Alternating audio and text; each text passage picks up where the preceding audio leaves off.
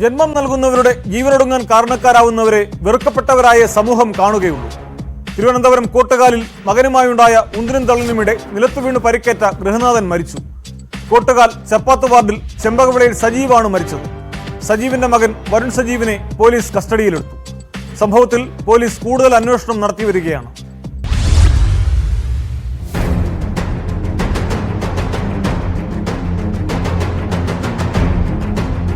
കഴിഞ്ഞ ദിവസം രാത്രി 10:30-ഓടെ സജീവും മൂത്ത മകൻ വരുണുമായി തർക്കവും തുടർന്ന് ഉന്തും തള്ളുമുണ്ടായി.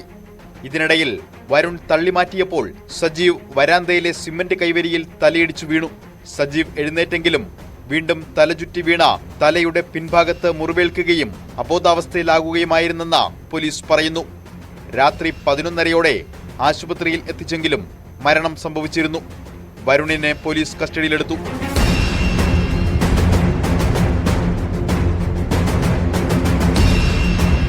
സജീവിന് 43 വയസ്സായിരുന്നു.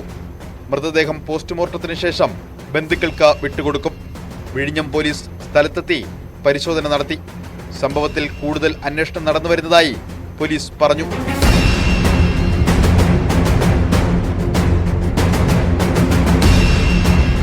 ന്യൂസ് 18 നെയ്യാറ്റിൻകര.